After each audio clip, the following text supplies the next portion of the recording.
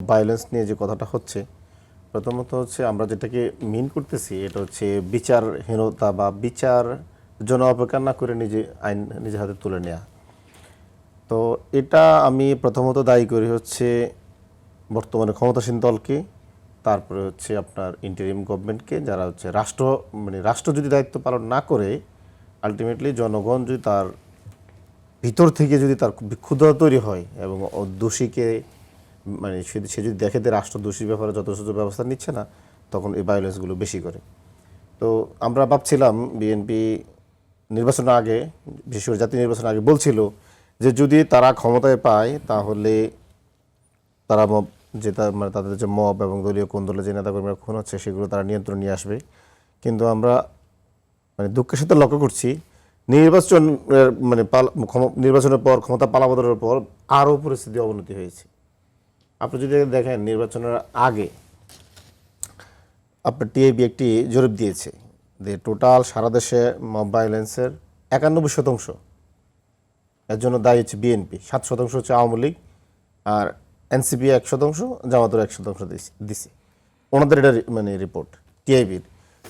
NCP যে 1% এর জন্য আমি ব্যক্তিগতভাবে এটাকে নিন্দা করি, এটা দুঃখিত, এবং আমরা চাই না এই 1% আমাদের থাকুক। তো আমরা যেটা বলতে চাচ্ছিলাম, দেখেন মব ভায়োলেন্সটা এখন ঠিক আওয়ামী লীগের আমরা বিচার না করার কারণে বিএনপিও ঠিক আওয়ামী লীগের মতো করে মব ভায়োলেন্স করতেছে। এর উদাহরণটা একটু যদি বলেন বিএনপি আওয়ামী লীগের মতো মব ভায়োলেন্স কিভাবে করছে? দেখেন আমি আপনাকে বলি, শুধু 5 আগস্টের পরে বিএনপির দলীয় কোন্দলে প্রায় 200 নেতাকর্মী প্রাণ হারিয়েছে। না সেটা আমি বুঝছি, কিন্তু আওয়ামী লীগের মতো করে মব ভায়োলেন্স করছে সেটা কি? আওয়ামী লীগ দেখেন আপনি বিগত 17 বছর যখন অপোজিশন মাঠে ছিল না, আওয়ামী লীগ কিন্তু অধিকাংশ জায়গায় নিজেদের মধ্যে সংঘর্ষ করত। যদি আপনি ফেনীর একরাম হত্যা দেখেন, একরামকে কিন্তু আওয়ামী লীগের লোকেরা কিন্তু পুড়িয়ে মেরেছে।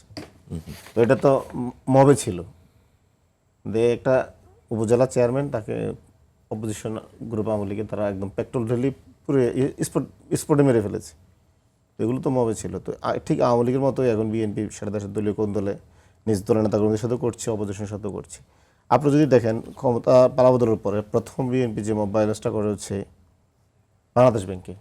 বাংলাদেশ ব্যাংকের যে উপদেষ্টাকে কিভাবে গভর্নর সম্ভব, উপদেষ্টা না গভর্নর সাথে করছে, উপদেষ্টা আপনার ব্যাংকের একজন পরামর্শ বা উপদেষ্টা ছিলেন, ওনাকে মব ভায়োলেন্স করে বের করে দিয়েছে।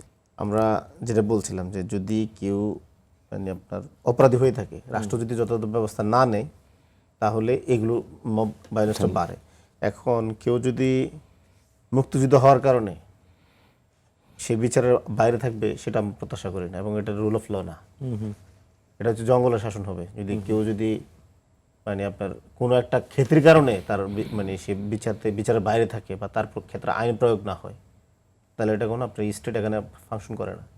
তো মুক্তিযোদ্ধারা যদি যারা আওয়ামী লীগ করেছে, সে আওয়ামী লীগ করার সাথে সাথে যদি সে ফৌজদারি অপরাধ করে, ভোটাধিকার হরণের সাথে সেটা তো একটা লিগ্যাল প্রসেস। আপনি ফৌজদারি অপরাধ হয়েছে কি হয় না, আপনি যখন বিচার করবে না, তখন হচ্ছে এই ভায়োলেন্সটা বাড়বে, স্বাভাবিক, এবং সেটা হয়েছে।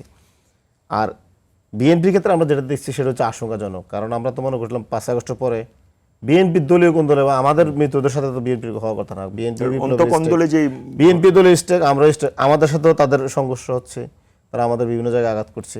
আপনি যদি দেখেন এদের আমাদের যে হানান মাসুদের হাতিয়ায় একজন রানিং এমপিকে বিএনপি নেতাকর্মীরা মব করেছে, তার উপরে তার গাড়ি ভেঙে দিয়েছে, তাকে পথ অবরুদ্ধ করে রেখেছে। তারপরে যদি দেখেন কুষ্টিয়ার যে সদরের যে এমপি মুফতি আমির হামজা, তার উপর কিভাবে আপনার শিক্ষাঙ্গনগুলোতে ডুয়েটে দেখেন, ডুয়েটে একদম ছাত্রলীগের মতো করে বিসিকে প্রটোকল দিয়ে ছাত্রদল নিয়ে যাচ্ছে এবং অপোজিশন বা বৈরী সংগঠনগুলোর সাথে সংঘর্ষে লিপ্ত হচ্ছে, কিছু বললে নানা রকম ট্যাগ দিচ্ছে। তো এগুলো তো হচ্ছে আমরা একদম আওয়ামী লীগের কালচারটা দেখতেছি।